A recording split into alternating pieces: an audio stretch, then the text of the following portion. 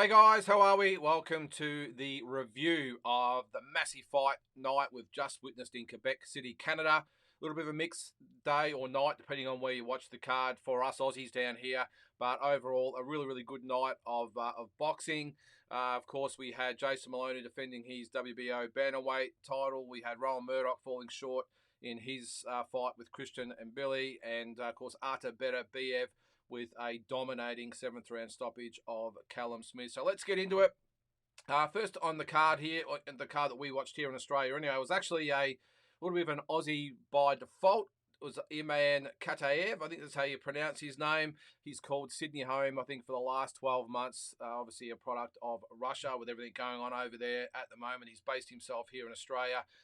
With a dominating knockout. Probably wasn't someone to test. The Polish opponent was a late replacement, so it's probably a little bit hard to judge him, although I think he did have a 17-12 record going in there. But look, credit to him for getting in there against, we say that this a lot about the Russian fighters, but an absolute beast in Iman Kataev. He is a machine for sure, and I think we're going to see a lot more of him. He's definitely in the mold of a Beterbiev type of fighter. It reminds me a little bit of some of the UFC monsters we see as well from Russia. Yeah, dominating knockout by him. Onto the main card, though, is what we all wanted to see. And I was a little bit surprised by this fight, the Jason Moloney, Saul Sanchez fight for starters, that it was actually not the co-main event. It's a world title fight, of course, WBO championship fight, especially considering that Murdoch fought the co-main against Christian and Billy. It was a non-title fight, or there might have been some regional belts at stake. I'm not quite sure, but his opponent, Christian and Billy, his trainer, they shared, and Billy shares the same trainer. I think his name was, what was his name? Martin Rance or something. I can't remember his name anyway, but he's also the co-trainer or the trainer of Artur Beterbiev. So it didn't really make sense that the Billy Murdoch fight was co-main when you've got the head coach of both fighters not being able to be in the corners. Not that it mattered at the end of the day, and we'll get into that fight in a second. But we'll start with Jason Moloney winning or retaining his WBO World Bantamweight title with a majority 12-round decision over a very tough Saul Sanchez. Now, I knew that Jason was going to be in a fight because his trainer, a little bit like when you get into the ring with a Robert Garcia fighter or a Freddie Roach fighter, you just know these guys are going to be able to fight and handle themselves very well. And Manny Robles, we went to his gym with, strangely enough, or ironically enough, with the Twins back in 2017. We went over with the Twins to spar at his gym there. Great guy, we'll say, but very good trainer. Of course, he masterminded Andy Ruiz's upset win over Anthony Joshua. So the guy can train. He's trained a lot of different fighters. I'm just sort of picking that one out. So we knew we were in with a fight with Jason. I must admit, when the fight started, I was a little bit nervous. I knew Saul Sanchez would come to fight that typical Mexican-American style, walk up, high guard. Doesn't mind taking 3 or 4 on the gloves to land, 1 or 2 good punches in close. So, and he started the fight very well, very crisp, very sharp. The punches had a lot of snap, and I thought that he caught Jason a little bit unawares in the first round. I'm sure Jason and the team did all the homework in the world, but I think they would have been a little bit surprised, but at the start that Sanchez got, I thought he won the first round very clearly, and I think it was obvious to everyone after that we had a fight on our hands. And Jason, I don't think they would have went into the fight overconfident, but I think you could hear Angelo Hyder after the first round, and I will take my hat off to Angelo. He put it to Jason straight away. He said, look, you lost the first round. He was too sharp. You're not jabbing enough. You're not doing this. And I think the relationship between trainer and fighter, to be able to tell a fighter that and have them not panic or maybe get a little bit defensive. Jason literally nodded his head, took a drink, reset, and away he went into round 2. And I thought he then won, I think, the next 3, maybe 4 rounds after that. I thought he boxed very well, got back on the jab. And the thing that really started to get on top of Sanchez is the fact that even though Jason started to use the jab a lot more, he started to just slowly back Sanchez up, and that's when he had the most success. He started to get inside, and I think it was around the 4th round. He really was inside for most of the round. He had Sanchez on the ropes, digging in underneath and over the top, And I think he really got got on top of Sanchez by just starting to back him up. But then what happened after that is that Sanchez then, from I think the fifth, sixth, seventh round, started to then get back on top and take center ring again and started to back Jason up. And I think he actually won the next 3 rounds. Look, and a lot of these rounds could easily go either way. I'm not going to argue with anyone that maybe had the round scored differently to me. I was watching the judge that ESPN had on site. And I think after, I think it was 6 or 7 rounds, we had exactly the same. It might have been 8 rounds. Actually, that's what it was. We had 4 rounds apiece, but rounds were all over the place as far as who won each round. So I thought that, as I said, Jason won 3 or 4 rounds straight. And then I thought Sanchez won 3 rounds straight by then backing Jason up. So it just seemed to be a matter of who was going to take center ring and push the other fighter back, because whoever seemed to take center ring seemed to actually get on top and win the rounds. It's such an evenly matched fight, I will say. These two guys, it's a little bit like Andrew, Jason's brother, when he fought, was it Flores or whatever his name, Joshua Franco, sorry. In his 3 fights, so evenly matched. Apart from the second one, of course, which ended by the controversial eye injury. The first and third fights were so even; they could have went either way. And this reminded me a lot of that fight. And as I said, it just depended on who had center ring. Then got the momentum to actually start winning the rounds. And I thought, as I said, after 8 rounds, I thought it was dead even. I had it 4 rounds each. I thought Jason then got back on top again, and then Sanchez came back. I think he might have won the 11th round. But look, I had it 7 rounds to 5 in the end. So 115, 113. The official scorecards were 114, 114. And the other 2 judges had it 116, 112. Now, straight off the top, I obviously don't think 116, 112 was accurate. 8 rounds to 4. I think it was a lot closer than that. But what you have to realise, just because Jason won 8 rounds to 4 doesn't mean he won every round, by a wide margin. And all you got to do is just win the rounds. It doesn't matter how much you win the rounds by. You just have to win the rounds. I thought Jason did that. As I said, I had 7 rounds to 5. The other judges had 8 rounds to 4.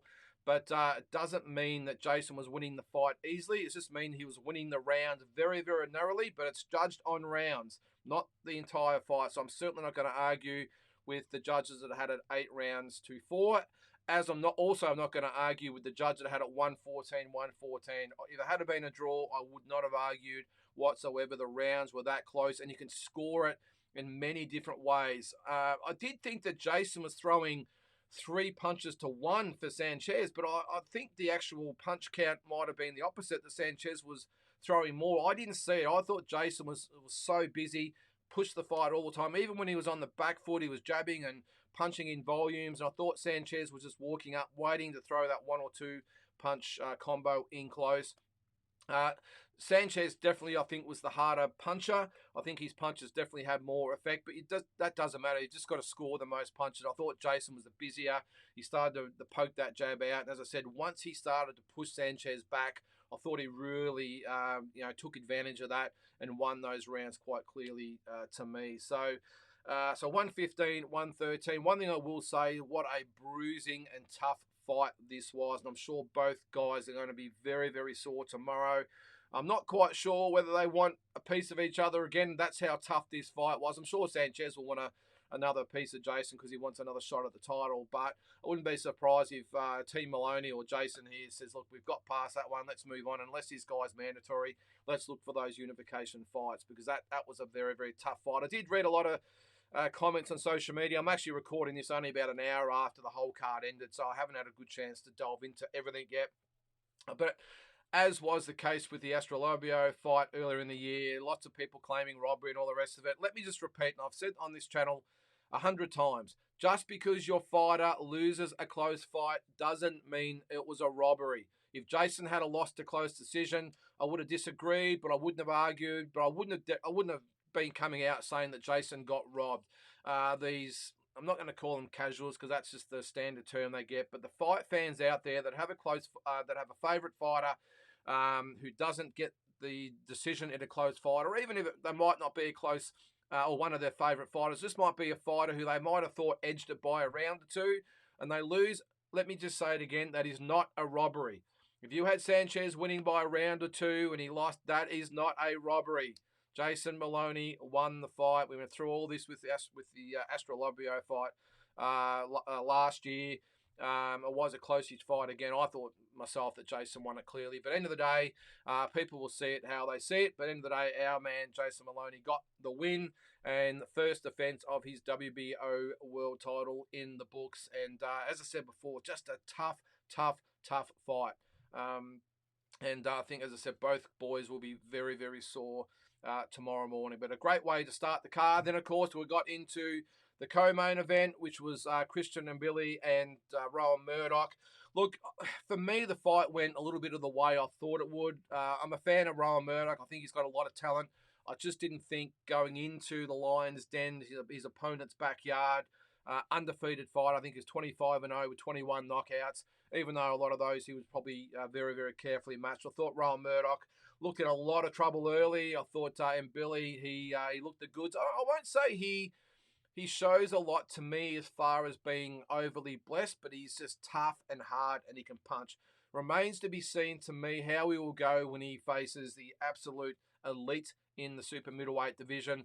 You know, arguably, I don't see Rowan Murdoch at that top level. I just see him maybe on the fringes of that top 15 or 10, 12, 15 mark.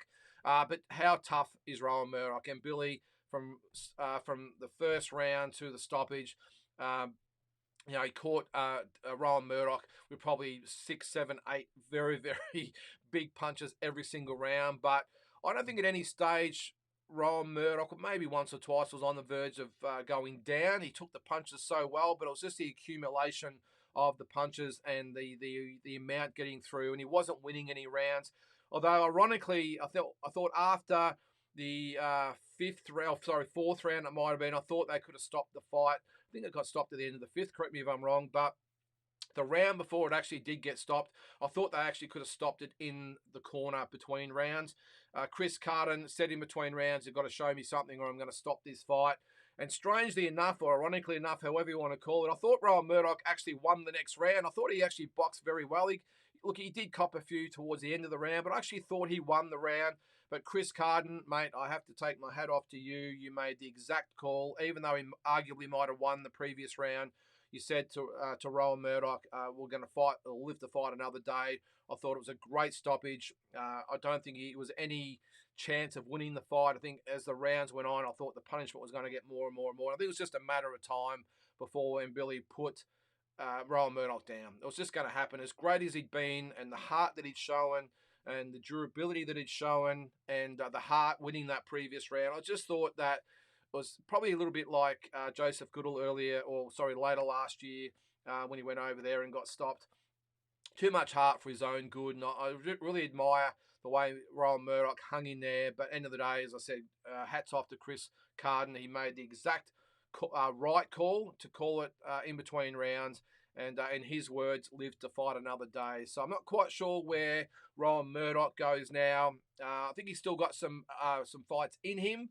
It's just a matter of what standard of opponent he can actually compete against. So maybe he can come back, maybe some big fights back in Australia for him.